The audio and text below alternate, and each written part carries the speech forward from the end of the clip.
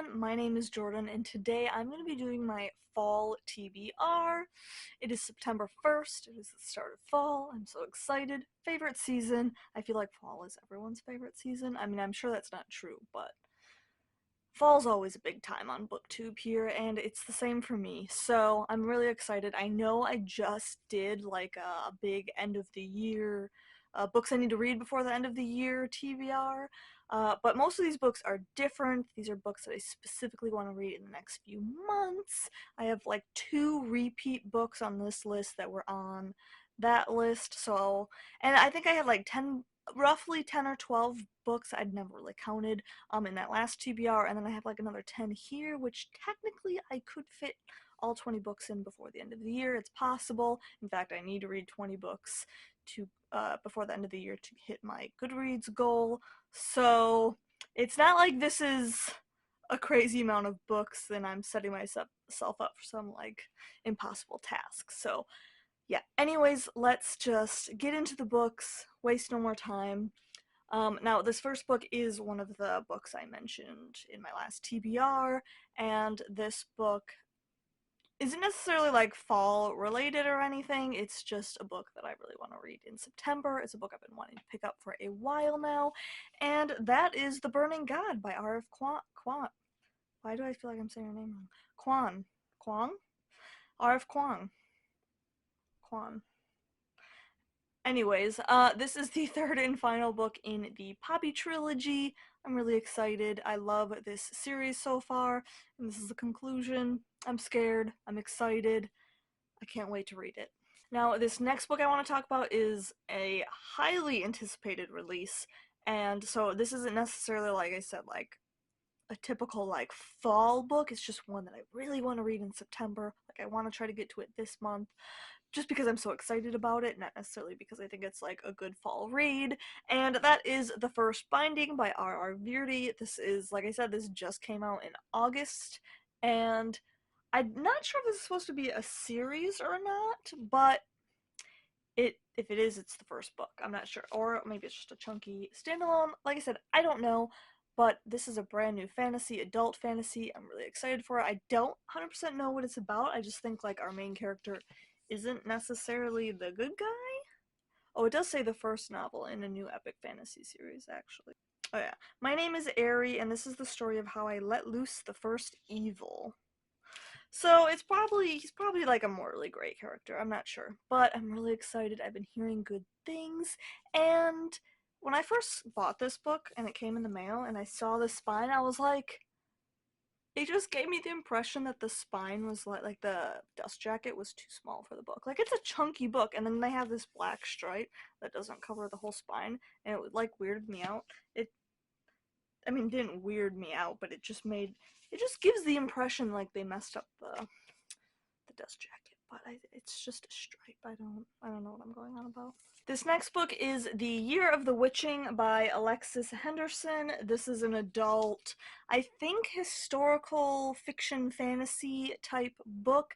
I'm not like 100% sure what this book is about. Like I've read the inside flap a million times. I feel like I'm gonna just butcher it if I try to explain it, but it gives me like Salem witch trial vibes. I think there's like, they live in a small town, religious people, there's a dark wood, something about witchcraft, I don't really know. But like I said, Salem witchcraft vibes, not sure if that's true or not, but I'm really excited to read this, and it just seems perfect and a little spooky for the fall season. This next book is another recent release, and that is Babel, whatever, an arcane history. This is also by R.F. Kuang. This is her newest release. Definitely not going to pick this up until after I finish the Poppy trilogy. I'm committing to that. And once again, I have read the synopsis of this like 1,000 times. I've heard other people explain the synopsis of this book, and I still don't think that I could tell you what it's about. The only thing I'm gathering, like, it seems sort of like dark academia vibes. Like, I think there's something to do with, like, knowledge, something like knowledge is power. That's literally all I've grasped from everything I've heard about this book, is there's something to do with like an academy and knowledge and something like that. And honestly, I just want to read it because it's by R.F. Kuang and I've loved her other books so far. So, really excited to get to this. Then I have the Book of Cold Cases by Simone St. James. I've been wanting to read something by this author for a while now because I've heard fantastic things about her books. They seem like they always have. They're sort of like a mystery, but there's also sort of like a supernatural twist to them, or at least in this book it seems so. We follow a true crime blogger, and she is interviewing a woman who was acquitted of a crime. Yeah, she was acquitted of 2 cold case slayings.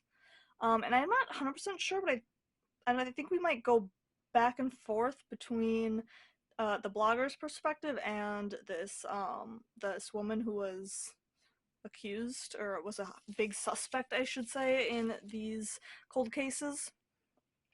Because in the flap it says in 1977, and then it talks about Beth, this woman who was accused, or suspected, I should say. But then it says in 2017, and then we talk about the blogger. So I don't know if we're like going back and forth, but this blogger ends up interviewing Beth, the woman who was accused or suspected, whatever. But then I guess, so she actually goes to this woman's house to interview her, and like strange things happen there, which is where I think the supernatural stuff comes in. So mysterious, potential ghosts and creepy stuff, I don't know. Perfect for like October maybe. I'm excited for this one. Then this next book is one I have been meaning to pick up forever, and I've always thought it would be, Kitten, now is not the time to climb inside that plastic bag. Like, that's just too much noise. Please stop. Thank you. This next book is something that I've been wanting to read for a very long time, and I think it's perfect for the fall season, and that is The Bone Witch by Rin Chupeco. This is the first in a trilogy, I believe. It's a YA series that involves witches, and I think they're like necromancers, and that's honestly all I know, but I've heard really good things. The book is pretty. I actually just got a copy, or the entire trilogy was on sale, like the ebooks were, so now I have the whole trilogy on my Kindle, so that's really exciting. But yeah, I've been wanting to read this forever. This was a book I think it was on my TBR last fall actually, and I just never got around to it. So I'm hoping this fall I can finally read this because I love books about witches, and this one seems kind of dark, so yeah, I really want to finally get to this series. And then I have The Nature of Witches by Rachel Griffin. This is another YA book about witches that came out last fall. I never got around to it. Another book I wanted to read last fall and just it didn't happen. So I'm really hoping to get to this year. Like I said, not 100% sure the exact details of what this is about. Just know that it's YA and there's something to do with witches, and I'm excited for it. Especially with this author just put out another book like the last month or two, another YA witch book. So if I like this one, maybe I'll get to that one as well, pick that one up, I don't know. But I just want to read all the books about witches.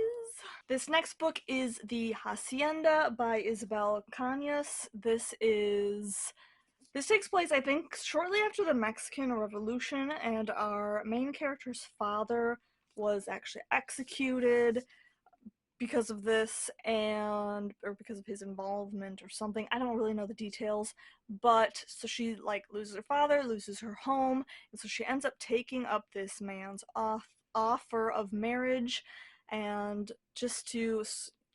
and she had kind of heard some rumors about him, but she decides to ignore those rumors and go for it, start a new life, you know, gain a new home, whatever, move on with her life. So when she moves in with this man, she starts seeing strange things there. And then there's the whole mystery of like what happened to this guy's previous wife, because I mean, you know that she died, but you know, how did she die is kind of the question. When she mentions these things that she's seeing to the other residents of this like mansion or whatever, they just like, oh, you're seeing things, don't worry about it. But then they all act strangely, like they know something that she doesn't know. So it's just another book that's like mysterious and kind of creepy, and I'm really excited for it. Also, it takes place in a setting I've never read before, so that's exciting. Like, I am really excited about this book. So probably a good one for October, I'm thinking. So Then this next book is my other like repeat book from my last TBR, and that is Ordinary Monsters by J.M. Miro. Another book that came out this year that's getting a lot of hype.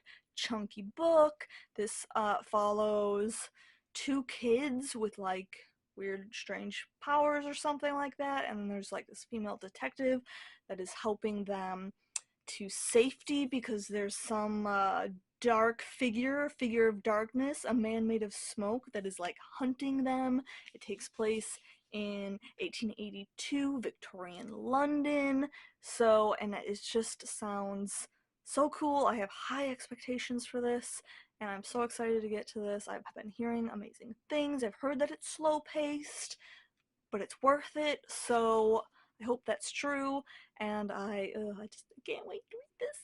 Now, this next book is actually a reread because I really just need to get on with this series. But that is The Diviners by Libba Bray. I have read this book twice already.